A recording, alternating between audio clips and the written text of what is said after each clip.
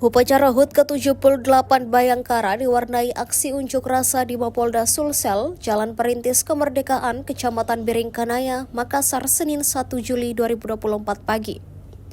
Mulanya upacara berlangsung lancar dan hikmat. Kapolda Sulsel Irjen Pol Andi Rian Erjajadi bertindak selaku inspektur upacara.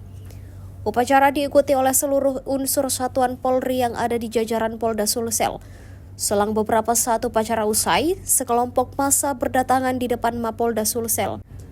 Mereka berorasi menggunakan 4 toa terpasang di atap kontainer yang digunakan sebagai mimbar orasi.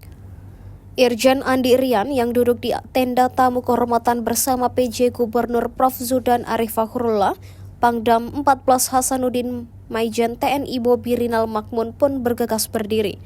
Selang beberapa saat, para pendemo dalam orasinya mengucapkan, "Kami dari Aliansi Pemuda dan Mahasiswa di Sulawesi Selatan salut atas sinergitas TNI Polri yang dibangun Bapak Kapolda Sulsel." Rupanya itu adalah kejutan ala Pangdam 14 Hasanuddin.